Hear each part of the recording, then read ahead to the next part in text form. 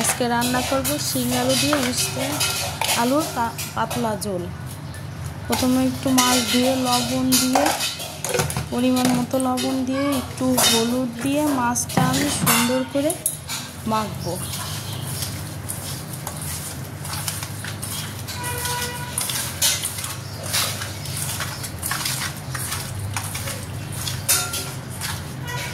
আমার মাছে হলুদ লবণ দিয়ে মাখানো শেষ। এখন আমি একটু মশলা করে নেব, অল্প একটু জিরে বাটবো, শুধুই জিরেই দেবো, মাছে আর অন্য কোনো মশলা কিছুই দেবো না।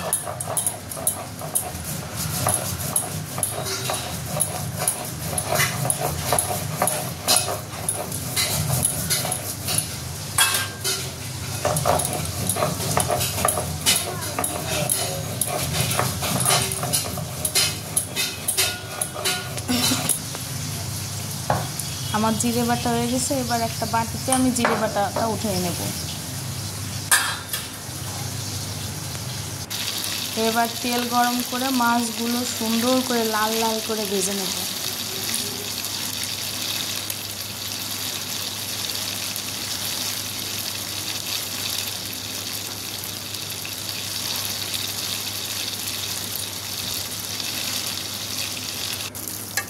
আমার মাছ ভাজা হয়ে গেছে, এবার মাছগুলো একটা বাটিতে উঠিয়ে নেব। একটু তেল কম গরম হয়েছিল তো নিচে একটু লেগে গেছে।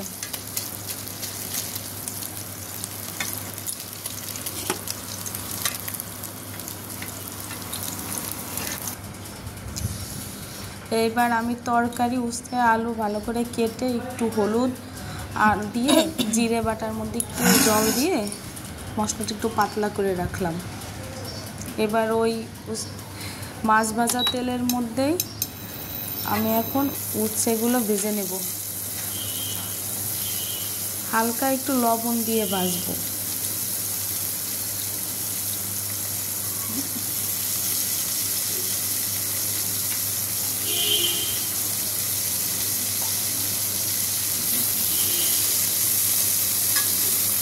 এবার সুন্দর মতো নাড়াচাড়া করব যাতে সব জায়গায় ভাজা হয়।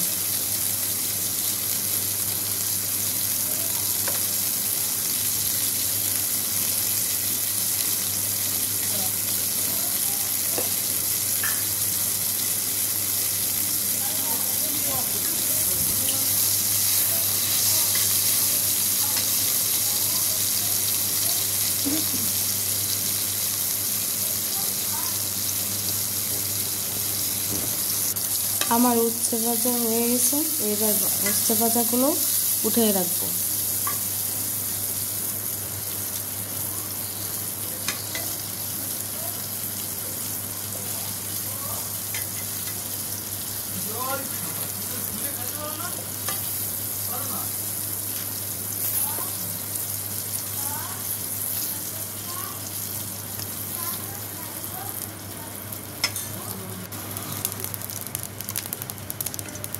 এবার একটু জিরে ফোড়নে দিয়ে এর মধ্যে আলুগুলো সুন্দর করে ভাজবো।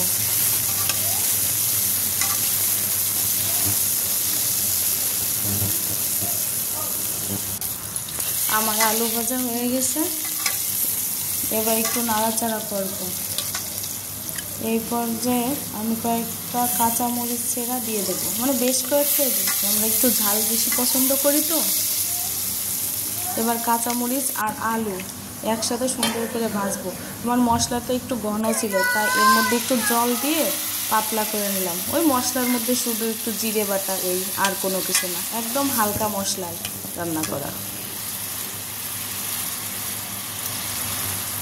এবার মশলাটা আমি সুন্দর মতো কষাবো।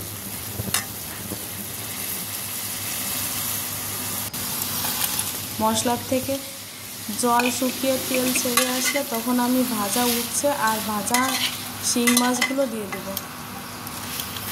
এবার একটু নাড়াচাড়া করে মশলার সাথে সুন্দর করে মিশিয়ে নেব।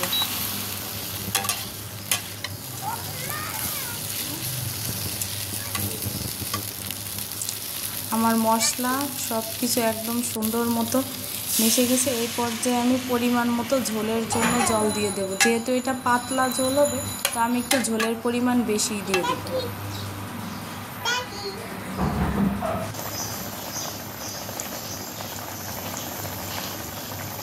এবার কিছু সময় মাছের ঝোলটা এইভাবে ফুটবে।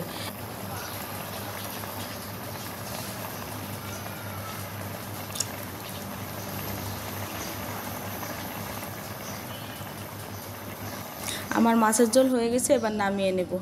দেখেন কত সুন্দর লোভনীয় হয়েছে। যেমন স্বাস্থ্যের জন্যও ভালো, একদম কম তেল কম মশলায় গরমে খেয়েও অনেক আরাম।